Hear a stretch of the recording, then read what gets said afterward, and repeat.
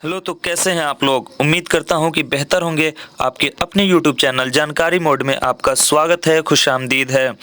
इस वीडियो में हम 10th के हिंदी के मॉडल पेपर का सॉल्यूशन करने वाले हैं, ठीक है। और ये हिंदी नॉन हिंदी वालों का है, जो उर्दू सब्जेक्ट लिए हुए हैं उनका ये हिंदी है।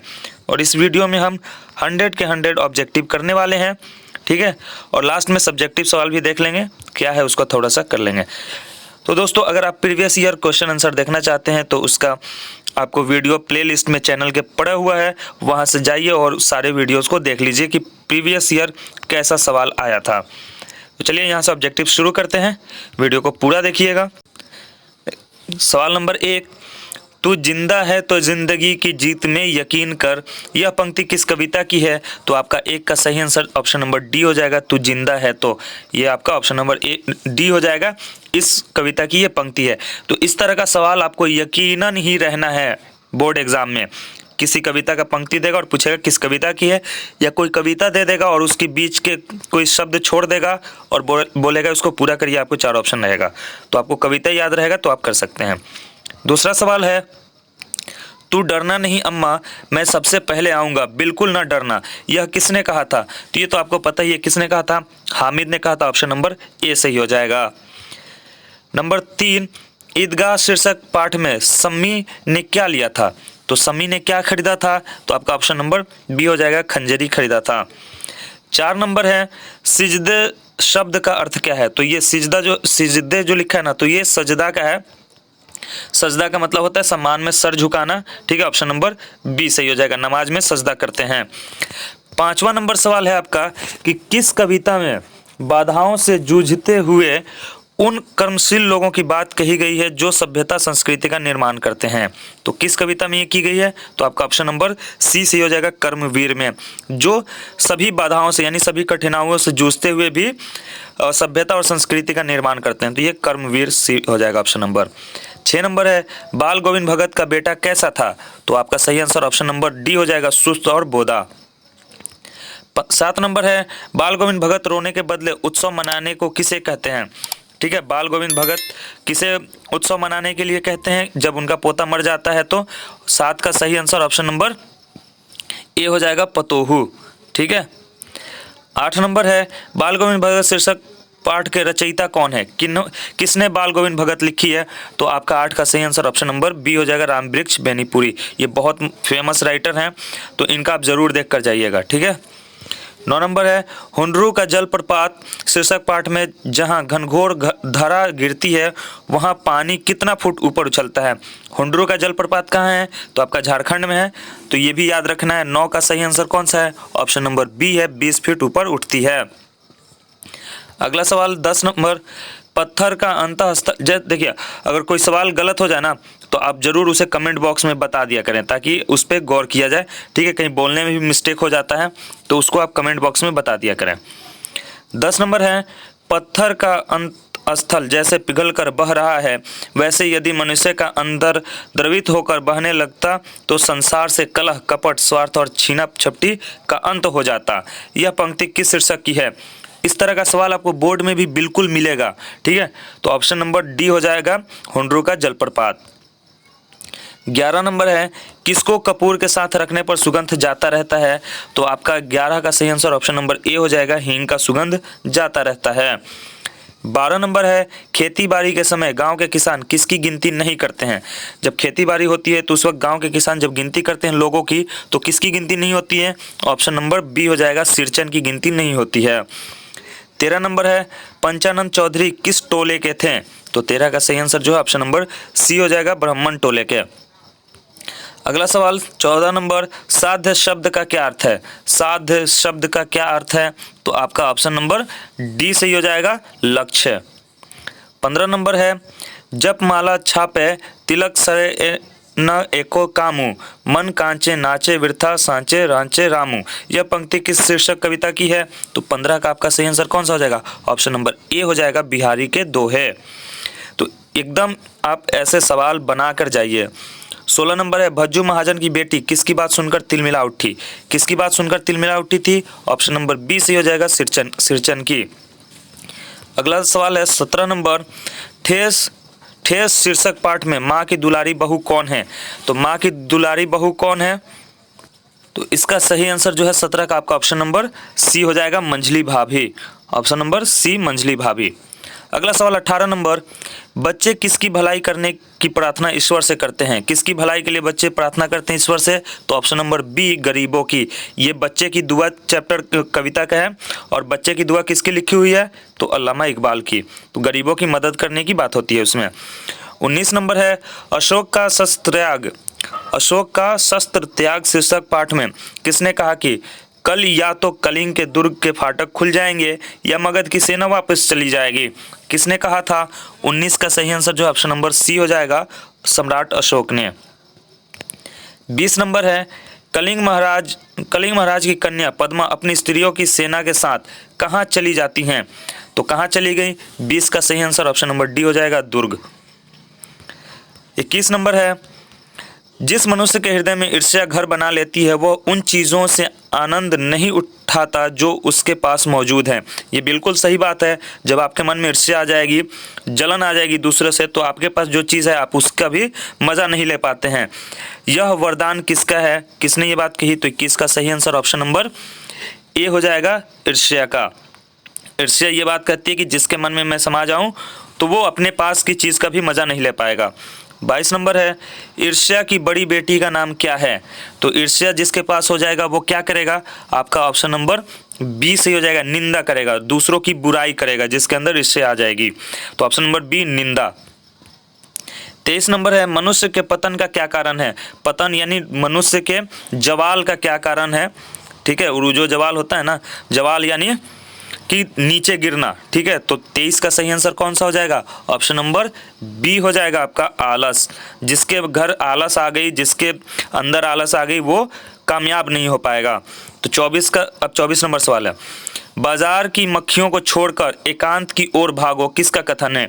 यानी बाजार की भीड़ भाड़ से दूर हटो, किसका कथन है? 24 का सही answer option number D, Nietzsche का। अगला सवाल 25 नंबर है, सतगुरु धारा निर्मल बाहे वामय काया धोरे रे, किस कविता की पंक्ति है? 25 का सही आंसर जो है ऑप्शन नंबर ए है, कबीर के पद। ठीक है, ऑप्शन नंबर ए। 26 नंबर, दीदी की डायरी शीर्षक पाठ में माँ के पास रात भर कौन बैठी रही? तो कौन बैठी थी माँ के पास? 26 का सही आंसर जो है आपका ऑप्शन नंबर ए हो जाएगा, दीदी। 27 नंबर है, सत्य के प्रयोग शीर्षक पुस्तक के रचनाकार कौन है? अब सत्य का प्रयोग किसने लिखा है? तो 27 का सही आंसर जो ऑप्शन नंबर सी हो जाएगा, महात्मा गांधी। ठीक है। 28 नंबर है, पीपल शीर्षक कविता में पीपल पेड़ के कोटरों में किनके घर हैं? 28 का सही आंसर कौन सा हो जाएगा? ऑप्शन नंबर डी, पंछी और गिलहरियों के। 29 नंबर है, संध्या को अब दिन जाता ढल सूरज चलते हैं, अस्ताचल कर में समेट किरणें उज्ज्वल, किस कविता की पंक्ति है? 29 का सही आंसर ऑप्शन नंबर ए हो जाएगा, people. Option number A, people. 30 number है, बंगीय समाज में दूध मिश्री की तरह कौन घुल मिल जाते हैं? कौन घुल मिल जाते हैं ये क्या बंगीय समाज में? तो ऑप्शन नंबर बी सही हो जाएगा, सूर्यकांत त्रिपाठी निराला। निराला हैं ये, निराला अपना ये करते हैं, कविता में नाम लिखते हैं। Option number B. 31 नंबर है, खेमा शीर्षक पाठ में चाय बनाने की भट्टी के साथ लगा पंखा किस रंग का था? ये खेमा जो शीर्षक पाठ है ना, बहुत इंपॉर्टेंट है, इसको आप पढ़ के जाइएगा। ठीक है। 31 का सही आंसर कौन सा है? ऑप्शन नंबर सी, लाल रंग का। 32 नंबर है, खेमा के माता पिता ने अपने चारों बच्चों को क्यों बेच दिया था? तो ये तो बहुत आसान सवाल है, क्यों बेच दिया था? तो ऑप्शन नंबर डी, भरण पोषण के दायित्व से मुक्त होने के लिए, क्योंकि उनके पास खिलाने पिलाने के पैसे नहीं थे तो उनका भरण पोषण नहीं कर पाते, इसलिए डी, ऑप्शन नंबर। 33 नंबर, कविता की पंक्ति को निम्नलिखित शब्द से पूरा करें। देखिए आ ही गया, वैसा मैंने कहा था ना कि आधा देगा और आधा छोड़ देगा, जिसमें आपको भरना है। तो कह रहा है कि गंदे कटे पिटे, अब यहाँ पे हाथ होगा, सिर होगा, पैर होगा, मुंह होगा, क्या होगा? तो ऑप्शन नंबर आपका बी हो जाएगा, हाथ। कटे, गंदे कटे पिटे हाथ, ऑप्शन नंबर बी। 34 नंबर है, गुड़िया पढ़ लिख कर क्या बनना चाहती है? तो 34 का सही आंसर क्या हो जाएगा? ऑप्शन नंबर सी हो जाएगा, अध्यापिका, टीचर बनना चाहती है। 35 नंबर है, जैवन खानम किसकी पोती है? ये जैनब खानम किसकी पोती है? तो 35 का सही आंसर कौन जाएगा? ऑप्शन नंबर डी हो जाएगा। Option number D, Mohammad Abdul Rahman की। 36 नंबर है, कर्पूरी ठाकुर किस पार्टी के टिकट पर प्रथम आम चुनाव में विजयी रहे? कर्पूरी ठाकुर बिहार के ही थे। तो 36 का सही आंसर कौन सा हो जाएगा आपका? Option number A, socialist party से इनको टिकट मिला और ये आम चुनाव में विजयी भी रहे। और ये कितने बार बने थे यहाँ के सीएम बने थे बिहार के? तो 2 बार बने थे, ये भी आपको याद रखना है। 37 नंबर है, निम्न में कौन सी कविता प्रथम स्वतंत्रता संग्राम की याद दिलाती है? तो प्रथम स्वतंत्रता संग्राम की याद कौन सी दिलाती है? ऑप्शन नंबर बी, झांसी की रानी 1857 की लड़ाई की याद दिलाती है। Option number B. 38 नंबर है, निम्नलिखित में कौन सा अंग्रेज लेफ्टिनेंट लक्ष्मीबाई को परास्त करने झांसी पहुंचा था? तो कौन पहुंचा था? 38 का आपका सही आंसर जो है option number B, Walker. 39 number है, चिकित्सा का चक्कर, ये भी बहुत इंपॉर्टेंट चैप्टर है और शीर्षक पाठ में डॉक्टर चूहानाथ कातर जी की फीस कितनी थी? तो ये 8 रुपये, ऑप्शन नंबर सी सही हो जाएगा। और चिकित्सा का चक्कर किसने लिखा था? तो ये भी आपको याद रखना है, बेढब बनारसी ने, बेढब बनारसी। चलिए 40 नंबर है, एहतियात शब्द का क्या अर्थ है? कहते हैं ना कि ये काम बहुत एहतियात से करना, तो एहतियात का मतलब क्या हो जाएगा आपका? सावधानी से करना। ऑप्शन नंबर डी सही हो जाएगा, सावधानी से। अगला सवाल 41 नंबर है, दीदी की डायरी शीर्षक पाठ में 5 जनवरी 1997 का दिन दीदी का कैसा बीता? तो कैसा बीता था? ऑप्शन नंबर ए, उदासी में बीता। ऑप्शन नंबर ए सही हो जाएगा। 42 नंबर है, पीपल शीर्षक कविता में ऊंचे टीले से वसुधा पर क्या झरती है? तो ये निर्झरनी झरती है। ऑप्शन नंबर आपका बी सही हो जाएगा, निर्झरनी झरती है। अगला सवाल 43 नंबर है, दीदी की डायरी शीर्षक पाठ में माँ को कब से मलेरिया है? तो माँ को कब से मलेरिया हुआ था? तो कल रात से। ऑप्शन नंबर सी सही हो जाएगा। 44 नंबर है, दीनबंधु निराला शीर्षक पाठ में बेलूर मठ में प्रतिवर्ष किनकी जयंती तथा पुण्य स्मृति तिथियों पर दरिद्र नारायण को विधिवत भोजन कराया जाता था? तो 44 का सही आंसर जो है ऑप्शन नंबर डी हो जाएगा, परमहंस जी और विवेकानंद जी की। ऑप्शन नंबर डी सही हो जाएगा। बेलूर मठ कहाँ है? ये कोलकाता में है और ये बेलूर मठ जो है इसमें स्वामी विवेकानंद जी ने इसकी शुरुआत की थी, जहाँ पे सभी धर्मों के लोग इकट्ठा होते थे और देश को अच्छा बनाने की बात होती थी, समाज को सुधारने की बात होती थी और जहाँ पे भाईचारगी और एकता की बात होती थी। ठीक है। 45 नंबर है, स्वाभाविक रीति से बंगला बोलने वाला व्यक्ति किसका आत्मीय बन जाता है? तो स्वाभाविक रीति से बंगला बोलने वाला, 45 का सही answer option number A, Bengali बंधुओं का, बंधु मतलब भाई होता है। Option number A. 46 है, मेरे पैर जलते हैं चप्पल ला दो काका, किसने कहा था? तो 46 का सही आंसर जो ऑप्शन नंबर बी, खेमा ने कहा था। 47 है, खेमा के पिता से मिलने कौन गांव पहुंचा था? कौन गांव पहुंचा था? तो ये तो आपको पता ही है, लेखक जी पहुंचे थे। Option number C. 48 नंबर है, महज समृद्धि के सौंदर्य की अभ्यस्त दृष्टि से लगभग खुशबू रचते हैं हाथ शीर्षक कविता में किसकी गरिमा का दृष्टि से अलग खुशबू रचते हाथ शीर्षक कविता में किसकी गरिमा का उद्घाटन है? तो 48 का सही आंसर क्या हो जाएगा? ऑप्शन नंबर डी, सक्रिय श्रम की, श्रम यानी मजदूरी। ठीक है। 49 नंबर है, हौसले की उड़ान शीर्षक पाठ में कदम की माता जी का क्या नाम है? तो आपका 49 का सही आंसर क्या हो जाएगा? Option number A, Shanti Devi नाम था। हौसले की उड़ान में एक किरदार आपका शांति देवी है। 50 नंबर है, कर्पूरी ठाकुर बिहार के मुख्यमंत्री कितनी बार बने? तो ये तो आपको पता ही है, मैंने ऊपर बताया है। ऑप्शन नंबर बी सही हो जाएगा, 2 बार बने हैं। 51 नंबर है, राह भटके हिरन के बच्चे को कविता में सुबह की सुनहरी किरणें किसे छुएंगी? राह भटके हिरन के बच्चे को, तो ये कविता है, ये भी आपको याद रखना। अब ये पूछ देगा, मान लीजिए कि ये कविता है या काव्य है, तो आपको बताना है ये कविता है। तो 51 का सही आंसर कौन सा हो जाएगा? ऑप्शन नंबर सी हो जाएगा, जंगल के पत्तों को। 52 नंबर है, नैने दो जल भरी पूछत कुशल हरी, यह पंक्ति किस शीर्षक कविता पाठ से उद्धृत है, यानी किस कविता से ली गई है? तो 52 का सही आंसर जो है ऑप्शन नंबर डी हो जाएगा, सुदामा चरित से, सुदामा चरित से। अगला सवाल 53 नंबर है, पीपल के पत्ते से नए नए हाथ किस शीर्षक कविता की पंक्ति है। तो 53 का सही आंसर कौन सा हो जाएगा? ऑप्शन नंबर ए, खुशबू रचते हाथ। 54 नंबर है आपका, जिसमें ईश्वर के साकार रूप की आराधना की जाती है उसे क्या कहते हैं? जिसमें ईश्वर के साकार रूप की आराधना की जाती है यानी पूजा की जाती है उसे क्या कहते हैं? तो ऑप्शन नंबर बी हो जाएगा, सगुण भक्ति धारा। सगुण भक्ति धारा। 55 नंबर सवाल है, जब जब वह सुधि कीजय तब तब सुधि जाहि, किस कविता की पंक्ति है? तो ये 55 का सही आंसर कौन सा हो जाएगा आपका? ऑप्शन नंबर 55 का आपका ऑप्शन नंबर सी सही हो जाएगा, बिहारी के दो है। देखिए 54 नंबर में 54 का जो आंसर सगुण भक्ति धारा या फिर निर्भय भक्ति धारा, इन दोनों में से आप सही आंसर हमें कमेंट में बताएं। ठीक है, कमेंट करके बताइए कि इन दोनों में सही कौन सा होगा 54 का।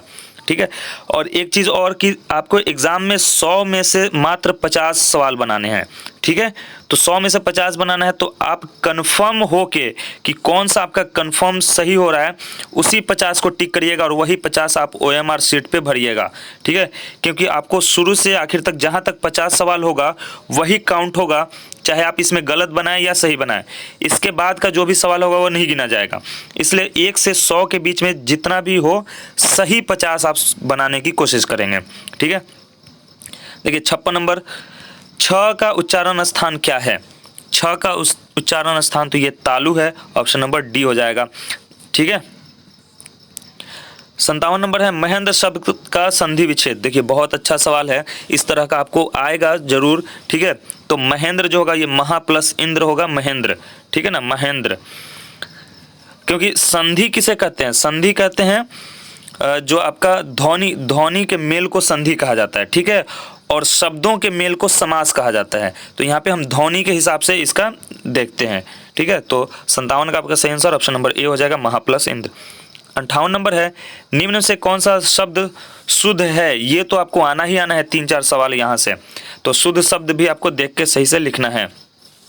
58 का सही आंसर जो है आपका ऑप्शन नंबर बी सही हो जाएगा, उपयुक्त। ये सही है, बाकी सब गलत लिखा गया है। ठीक है, मंगलवार शब्द में संज्ञा बताना है, तो मंगलवार किसी खास दिन को बता रहा है ना, तो आपका ऑप्शन नंबर सी सही हो जाएगा, व्यक्तिवाचक यानी प्रॉपर नाउन। ठीक है, खास नाम को बता रहा है। 60 नंबर है, नाटक शब्द में कौन सा लिंग है? यानी नाटक स्त्रीलिंग है या पुल्लिंग है, ये आपको बताना है। तो नाटक क्या है? आपका ऑप्शन नंबर बी सही हो जाएगा, पुल्लिंग है। नाटक चल रहा है। ठीक है, क्या नाटक चल रहा है, क्या नाटक चल रही है, नहीं होता है। ऑप्शन नंबर बी सही हो जाएगा। 61 नंबर है, ज्येष्ठ शब्द है तद्भव देशज तत्सम ये विदेशज। देखिए ये शब्द के प्रकार जो है ना, ये 4 प्रकार के होते हैं। तत्सम जो संस्कृत का शब्द होता है और आज भी संस्कृत के रूप में इस्तेमाल हो रहा है। तद्भव जो संस्कृत का शब्द था लेकिन अब बदल गया है। और देशज जो हमारे देश का शब्द है, चाहे देश के किसी भी हिस्से से आया हो। और विदेशज जो हिंदुस्तान के बाहर से आया हो, जैसे अंग्रेजी, फारसी, ये सब। ठीक है, तो ज्येष्ठ जो है वो कौन सा शब्द है? तो आपका 61 का सही आंसर जो है ऑप्शन नंबर सी हो जाएगा, तत्सम। ठीक है ना। 62 नंबर है, डाल पर चिड़िया गाती हैं किस कारक का उदाहरण है? डाल पर चिड़िया गाती है तो किसका है ये? आपका ऑप्शन नंबर 62 का सही आंसर ऑप्शन नंबर डी हो जाएगा, अधिकरण कारक, ऑप्शन नंबर डी। सवाल नंबर 63 है, उसने कुछ नहीं लिया है, उसने कुछ नहीं लिया किस सर्वनाम का उदाहरण है? तो आपका ऑप्शन नंबर ए सही हो जाएगा, अनिश्चयवाचक का। अगला सवाल है 64 नंबर, 30 दिन किस विशेषण का उदाहरण है? तो 30 दिन संख्या बता रहा है तो संख्यावाचक विशेषण, ऑप्शन नंबर बी सही हो जाएगा। अगला सवाल है 65 नंबर, लड़के ने पुस्तक पढ़ी है किस काल का उदाहरण है? लड़के ने पुस्तक पढ़ी है, ये आपका वर्तमान काल का उदाहरण है। वर्तमान काल में जो एक आता है पूर्ण वर्तमान, वो है। ठीक है ना, वर्तमान काल का आपका उदाहरण है। ठीक है, ऑप्शन नंबर सी। अगला सवाल है 66 नंबर, ध्वनियों के मेल से बने सार्थक वर्ण समुदाय को कहते हैं? ध्वनियों के मेल से बने सार्थक वर्ण समुदाय को क्या कहते हैं? तो 66 का सही आंसर क्या हो जाएगा आपका? ऑप्शन नंबर डी, शब्द कहते हैं उसको, शब्द बनता है। ठीक है, हमारे मुंह से जो भी आवाज निकलती है, ध्वनि निकलती है, उसे शब्द कहते हैं। 67 नंबर है, पगड़ी शब्द क्या है? यानी देशज, विदेशज, तत्सम, तद्भव क्या है? 67 का आपका सही आंसर क्या हो जाएगा? ऑप्शन नंबर ए, पगड़ी जो है वो देशज है, हमारे देश की शब्द, देश का शब्द है। ठीक है ना। और विदेशज में आप देख लो ना, बहुत अफसर है, हॉस्पिटल है, रेलगाड़ी है, ये सब ट्रेन, क्रिकेट, ये सब विदेशज में आ जाएगा। तत्सम जो प्योर संस्कृतिक है, जैसे आपका सूर्य हो जाता है, वायु हो जाता है, ये सब तत्सम में आ जाता है। तद्भव में जैसे कि कर्पूर लिखा जाता है संस्कृत में, और ये कर्पूर बदल जाता है, अभी बदल गया है कपूर में। तो ये ऐसे ही बदला हुआ शब्द जो भी है ना, वो आपका तद्भव में आता है। 68 नंबर है, जिन शब्दों के खंड सार्थक ना हो उन्हें कहते हैं। तो इन्हें क्या कहते हैं? 68 का सही आंसर जो ऑप्शन नंबर बी हो जाएगा, रूढ़ शब्द कहते हैं। अगला क्वेश्चन नंबर 69, निरोग शब्द में उपसर्ग बताना है। उपसर्ग किसे कहते हैं? ये प्रीफिक्स को कहते हैं, ठीक है, जो पहले लगता है ना, उपसर्ग को प्रीफिक्स कहते हैं, जो पहले जुड़ता है, जैसे उर्दू में साबका कहते हैं। तो निरोग शब्द में उपसर्ग क्या है? तो निरोग का जब आप संधि विच्छेद करते हैं तो ये बनता है निर प्लस रोग। तो ये जो पहले जुड़ा निर, ये आपका ये आपका उपसर्ग हुआ। तो ऑप्शन नंबर सी सही हो जाएगा, निर, ठीक है ना, उपसर्ग। अगला सवाल है 70 नंबर, श्रवणीय शब्द में प्रत्यय बताना है। प्रत्यय का मतलब हो गया आपका सफिक्स यानी जो लास्ट में लगता है किसी शब्द में, जैसे उर्दू में लाहका कहते हैं, लाहका। तो इसमें जब श्रवणीय को आप तोड़िएगा, इसका संधि विच्छेद करते हैं, तो ये होता है आपका श्रु प्लस अन्य, ठीक है ना, श्रु प्लस अन्य, ये आपका श्रवणीय बनता है। तो लास्ट में क्या आ रहा है आपका? अन्य। तो ऑप्शन नंबर डी सही हो जाएगा।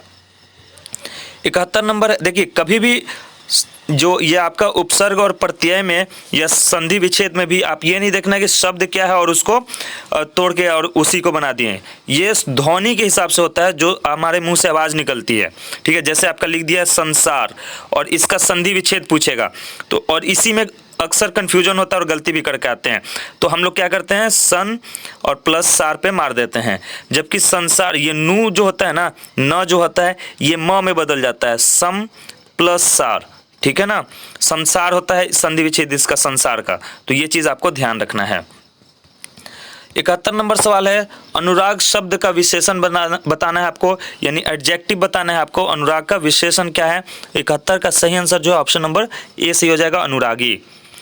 अगला सवाल है 72 नंबर, त्रिभुवन शब्द में कौन सा समास है? देखिए समास आपको बताया था, शब्दों के मेल को समास कहते हैं, और समास के जो हैं वो 6 भेद हैं, ठीक है ना। तो ये भी आपको भेद भी साथ में याद रखना है। त्रिभुवन में कौन सा समास है? 72 का आपका सही आंसर जो ऑप्शन नंबर बी हो जाएगा, द्विगु समास। ये द्वंद्व, तत्पुरुष, अभिभाव, ये मैं आपको एक लेक्चर जो है ना वो व्याकरण पे लेने वाला हूँ, और उसमें मैं सारा ये करा दूंगा कि जो व्याकरण है उसमें ये समास, संधि, ये सब कारक वगैरह। 73 नंबर है, सुबह से शाम तक बैठा रहा, किस पदबंध का उदाहरण है? तो 73 का सही आंसर जो है ऑप्शन नंबर सी हो जाएगा, क्रिया विशेषण पदबंध। सुबह से शाम तक बैठा रहा, तो इसमें काम हो रहा है ना, क्रिया हो रहा है बैठने का, तो इसलिए आपका ऑप्शन नंबर सी हो जाएगा, क्रिया विशेषण पदबंध। 74 नंबर है, जिस वाक्य में एक क्रिया और एक कर्ता हो उससे क्या कहते हैं? देखिए वाक्य के जो भेद हैं वो 3 भेद है, सरल वाक्य, मिश्र वाक्य और संयुक्त वाक्य।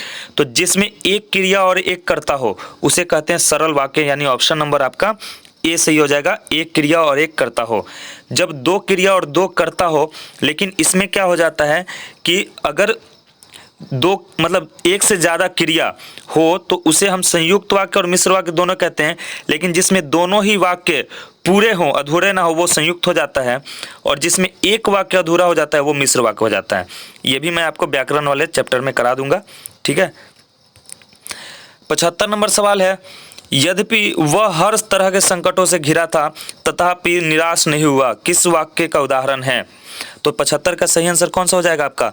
ऑप्शन नंबर सी हो जाएगा, मिश्र वाक्य। देखिए इसमें क्या है कि यद्यपि वो हर तरह के संकटों से घिरा था, तो यहाँ पे ये इतना जब बात कहा ना, तथापि निराश नहीं हुआ, तो निराश नहीं हुआ इस सेंटेंस का इससे जोड़ है। अगर एक सेंटेंस को छोड़ दिया जाए तो दूसरे सेंटेंस का कोई माना नहीं बनता है, तो ऐसे सेंटेंस, ऐसे वाक्य को कहा जाता है मिश्र वाक्य या मिश्रित वाक्य। 76 नंबर है, निम्न में शुद्ध वाक्य कौन है? तो आपकी कुशलता चाहता हूँ, मैंने रोटी खाया, आपके घड़ी में कै बजी है, चरखा चलाना चाहिए। तो 76 का सही आंसर क्या हो जाएगा आपका? ऑप्शन नंबर ए सही हो जाएगा, आपकी कुशलता चाहता हूँ, ठीक है। बाकी कोई भी सेंटेंस सही नहीं है, ये गलत है। 77 नंबर है, अल्पायु शब्द का विलोम क्या होगा? विलोम यानी उल्टा, अपोजिट वर्ड। तो अल्पायु यानी कम आयु, कम उम्र, तो इसका दीर्घायु हो जाता है। ऑप्शन नंबर ए सही हो जाएगा 77 का। 78 नंबर है अनुचित बात के लिए आग्रह के लिए शब्द। तो अनुचित बात के लिए जब आग्रह करते हैं, जिद करते हैं, उसे कहते हैं दुराग्रह। ऑप्शन नंबर बी सही हो जाएगा। गलत बात के लिए किसी को जबरदस्ती करना, ये कर दीजिए, तो उसे हम दुराग्रह कहते हैं। 79 नंबर है कुआं खोदना मुहावरे का अर्थ क्या है? तो आप कहते हैं ना, दूसरों के लिए कुआं खोदा और खुद ही गिर गया, दूसरे के लिए गड्ढा खोदा, खुद ही गिर गया। तो कुआं खोदना यानी हानि पहुंचाने का यत्न करना, कोशिश करना। 80 नंबर है अकेला चना भार नहीं फोड़ता, लोकोक्ति का अर्थ बताए। लोकोक्ति यानी आपका ये कहावत होता है, ठीक है, मुहावरा अलग है, लोकोक्ति अलग है। तो अकेला चना भार नहीं फोड़ता, इसका मतलब अकेला आदमी लाचार होता है, बहुत बड़ा काम नहीं कर सकता। ऑप्शन नंबर डी हो जाएगा। 81 नंबर है कपड़ा शब्द का पर्यायवाची। पर्यायवाची का मतलब होता है एक जैसे माने वाले लफ्ज, यानी एक जैसे अर्थ वाले, जिन्हें हम सिनोनिम्स कहते हैं, ठीक है। तो 81 कपड़ा का पर्यायवाची शब्द क्या हो जाएगा आपका? ऑप्शन नंबर ए सही हो जाएगा, चीर, ठीक है। 82 नंबर है भ का उच्चारण स्थान क्या है? तो बोल के देखिए क्या आ रहा है, भ कैसे बोल रहे हैं? जब दोनों होस्ट सट रहे हैं, दोनों ओठों के सटने से ये भ निकल रहा है, तो ऑप्शन नंबर बी हो जाएगा, वोस्ट। 83 नंबर है वर्णों के आधार पर संधि के कितने भेद हैं? अगर यहाँ पे सिर्फ संधि का भेद पूछता तो आप 3 बताते हैं, स्वर्ण संधि, ठीक है, व्यंजन संधि और विसर्ग संधि। लेकिन यहाँ पे कह रहा है कि वर्णों के आधार पे तो 2 होंगे। वर्ण यानी जो आपका स्वर्ण और स्वरवर्ण और व्यंजन वर्ण होता है ना, क ख ग घ, ये व्यंजन वर्ण हो गया, और अ आ जो होता है वो स्वर वर्ण हो गया, तो इसके आधार पे 2 होगा, ऑप्शन नंबर ए। 84 नंबर है अति उत्तम शब्द का संधि विच्छेद। देखिए मैंने आपको संधि विच्छेद में कहा था ना कि ध्वनि के आधार पे इसको बांटते हैं, अति उत्तम। तो अब यहाँ पे आप क्या करेंगे कि यहाँ पे अतियु है तो अतियु प्लस तम, तो ये तम इस पे मार के आ जाएंगे और ये आपका गलत हो जाएगा। अति उत्तम कैसे बोलते हैं हम? अति उत्तम, ऑप्शन नंबर डी सही होगा, अति उत्तम, ऑप्शन नंबर डी 84 का। अगला सवाल है 85 नंबर, निम्न में अशुद्ध शब्द कौन है? अशुद्ध बताना है। वाणी, मुहूर्त, लक्षण, यथेष्ट। तो अशुद्ध वर्ड कौन सा है आपका? ऑप्शन नंबर ए हो जाएगा, लक्षण, वाणी, ठीक है ना। सवाल नंबर 86, सर्दी शब्द में संज्ञा है। सर्दी शब्द में कौन सी संज्ञा है? तो सर्दी क्या है? भाव बता रही है, तो आपका ऑप्शन नंबर सी हो जाएगा, भाववाचक संज्ञा। जैसे बहुत सर्दी है, बहुत गर्मी है, तो ऑप्शन नंबर सी भाववाचक। अगला सवाल 87, घटना शब्द में कौन सा लिंग है, यानी स्त्रीलिंग है या पुल्लिंग है? तो घटना, घटी। घटना घटा नहीं होता है, घटना घटी, ऑप्शन नंबर ए सही हो जाएगा, स्त्रीलिंग। बहुत बड़ी घटना घट गई, बहुत बड़ी दुर्घटना हो गई, तो ऑप्शन नंबर ए स्त्रीलिंग। देखिए मैंने पहले भी कहा है कि अगर आपको किसी सवाल में डाउट हो या बोलने में बताने में गलती हो जाए तो आप हमें कमेंट बॉक्स में ज़रूर बताइएगा, ठीक है। क्योंकि कई सारे जगह पे 1-2 सवाल इसमें गलती थे, उसको मैंने सही करके आपको इस वीडियो में बताया है। तो आप बिल्कुल ही कमेंट करने में हिचकिचाना नहीं है, आप हमें बता सकते हैं, कुछ भी गलत हो सही हो तो, ठीक है। और वीडियो अच्छी लगी हो तो वीडियो को लाइक करिएगा, अपने दोस्तों के साथ शेयर करिएगा, और चैनल पर नए हैं तो सब्सक्राइब भी कर लीजिएगा। चलिए आगे बढ़ते हैं। सवाल नंबर 88, सवाल नंबर 88 है काठ शब्द है। काठ शब्द क्या है? तो ये आपका तत्सम है, ठीक है। सॉरी, काठ तत्सम नहीं है, काठ जो है आपका तद्भव शब्द है, ठीक है। क्योंकि काठ जो बना है ये कास्ट से बना है, और कास्ट जो है आपका संस्कृत शब्द है, जो आज भी संस्कृत में है यह, तो ये तत्सम हो गया। और कास्ट से बना है काठ, तो ये आपका तद्भव बन गया है, ठीक है। अगला सवाल है 89, मैंने मोहन को बुलाया, किस कारक का उदाहरण है? कारक के 8 भेद, ये आपको याद रखना है एकदम, क्योंकि भेद पूछ देता है, कारक के 8 भेद। और यहाँ पे देखिए मैंने मोहन को बुलाया, यहाँ पे को लग गया ना, जैसे राम ने रावण को मारा, तो ये कर्म कारक में आता है, ऑप्शन नंबर बी सही हो जाएगा। 90 नंबर, महाशय शब्द का स्त्रीलिंग रूप क्या है? महाशय का स्त्रीलिंग आपको बताना है, तो 90 का सही आंसर कौन सा हो जाएगा? ऑप्शन नंबर सी हो जाएगा, महाशया। इस तरह से बहुत सारा पूछेगा, जैसे अध्यापक का अध्यापिका, ठीक है, मोहतरम का मोहतरमा, इस तरह का बहुत सारा सवाल आता है। नेता का क्या होता है? तो ये नेत्री होता है। अभिनेता का अभिनेत्री, नायक का नायिका, ठीक है, गायक का गायिका, इस तरह से। 91 नंबर है जिस सर्वनाम से किसी निश्चित वस्तु का बोध न हो उसे क्या कहते हैं? यहाँ पे बोध न हो, इसलिए आपको सवाल भी पूरा अच्छे से पढ़ना होता है। तो जिसका नहीं होगा उसे क्या कहेंगे? 91 का सही आंसर जो ऑप्शन नंबर सी हो जाएगा, अनिश्चयवाचक सर्वनाम। 92 नंबर है, बस 7-8 सवाल बचे हैं, खत्म है। यह पुस्तक किसकी है? किस विशेषण का उदाहरण है? यह पुस्तक किसकी है? तो 92 का सही आंसर क्या हो जाएगा आपका? ऑप्शन नंबर डी, सर्वनामिक विशेषण। सर्वनाम हो रहा है ना, किसकी है। 93 नंबर है, वह खाता है किस काल का उदाहरण है? वह खाता है, तो खाता है किसका होगा? ऑप्शन नंबर ए से होगा, वर्तमान काल का। ठीक है ना, वह खाता है वर्तमान काल, वह खा चुका है या वह खाता था, ये आपका भूतकाल में जाता। वह खाएगा तो भविष्यत काल में जाता। तो यहाँ पे खाता है तो ऑप्शन नंबर ए में हो जाएगा, वर्तमान काल यानी प्रेजेंट टेंस। 94 नंबर है, प्रयास शब्द में उपसर्ग क्या है? उपसर्ग यानी जो पहले लगता है प्रीफिक्स, तो प्रयास, तो क्या होगा आपका? 94 का सही आंसर जो है ऑप्शन नंबर बी हो जाएगा, प्र। 95 नंबर है, बल शब्द का विशेषण क्या होगा? बल शब्द का विशेषण क्या होगा? तो विशेषता बताना है आपको, तो यहाँ पे होगा आपका बलिष्ठ, ऑप्शन नंबर सी सही हो जाएगा। अगला सवाल है 96 नंबर, मद माता शब्द में कौन सा समास है? मद माता शब्द में कौन सा समास है? तो आपका ऑप्शन नंबर 96 का डी हो जाएगा, तत्पुरुष समास। 97 नंबर है, विजय शब्द का विलोम, विलोम यानी उल्टा बताना है, ऑपोजिट वर्ड जिसे एंटोनिम्स कहते हैं। ठीक है, तो क्या होगा विजय का? आपका 97 का सही आंसर ऑप्शन नंबर ए हो जाएगा, पराजय। विजय का पराजय होगा। ठीक है। 98 है, जहां लोगों का मिलन हो के लिए एक शब्द, यानी अनेक शब्दों के लिए एक शब्द वाला ये है, तो जहां अनेक लोगों का मिलन हो उसको क्या कहते हैं? तो आपका सही आंसर जो हो जाएगा ऑप्शन नंबर बी, सम्मेलन कहते हैं। सम्मेलन होता है ना लोगों का, तो बहुत सारे लोग मिलते हैं। 99 नंबर है, अंधे की लकड़ी मुहावरे का अर्थ क्या है? अंधे की लकड़ी यानी एक ही सहारा। अंधे के पास क्या होता है? एक लकड़ी होता है जिससे वो चलता है, तो ऑप्शन नंबर सी हो जाएगा, एक ही सहारा। आखिरी सवाल है 100 नंबर, वीणा पाणी शब्द में कौन सा समास है? तो 100 का सही आंसर जो है ऑप्शन नंबर डी, बहुव्रीहि समास। ठीक है, तो ये आपके 100 के 100 ऑब्जेक्टिव, अभी रुकिए आपको सब्जेक्टिव भी बता देते हैं कुछ। 100 के 100 ऑब्जेक्टिव हो गए। ठीक है, वीडियो अच्छी लगी हो तो लाइक कर दीजिएगा और चैनल को सब्सक्राइब कर दीजिएगा। ठीक है, देखिए सब्जेक्टिव आपको लेकर चलते हैं। तो ये तो आपको पैराग्राफ दिया रहेगा जिसमें से आपको ये सवाल दिया रहेगा, वो चुन के पढ़ के उसमें से बताना है। उसके बाद आपको किताब का सवाल रहेगा। ठीक है, जैसे ये दुर्गाबाई देशमुख कौन थी, दुर्गाबाई, ये सब, ये तो यहाँ से आपको पैराग्राफ से मिल जाएगा, पैराग्राफ का है ये। उसके बाद आता है आपका निबंध लिखने के लिए। ठीक है ना, 200 से 250 से 300 शब्दों में निबंध, वृक्षारोपण हो गया, त्यौहार हो गया, तो ये बहुत इंपॉर्टेंट है। ठीक है, ये मैं किसी पे करा दूंगा आपको, बहुत ज़रूरी है। और ये परीक्षा की सफलता पर अपने मित्र को बधाई देते हुए एक पत्र लिखें, बहुत इंपॉर्टेंट है। एक पत्र मैं लिखवाऊंगा और बहुत अच्छे से उसको आपको रट जाना है। ठीक है, तो चैनल को सब्सक्राइब कर लीजिएगा, मैं इस पर आपको ये बनाकर डाल दूंगा इसका वीडियो, और वहाँ से आप कर सकते हैं, ये बहुत ज़रूरी है। या पुस्तकालय में 2 छात्रों के संवाद को लिखें, 2 छात्र आपस में बात कर रहे हैं उसको लिखना है। ठीक है, तो ये तो करने, एक कोई भी आपको करना है तो ये पत्र वाला अच्छे से कर लीजिए और एक ही आपको लिख के आ जाना है।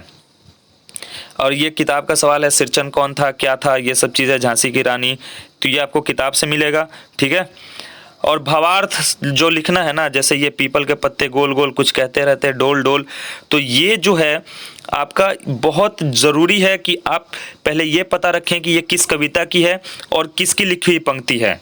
ठीक है, तो उस हिसाब से आप इसका अर्थ लिखें। पहले लिखें कि ये पंक्ति इस कविता की और इस कवि की लिखी हुई पंक्ति है, और उसके बाद इसके बारे में आप बताएंगे।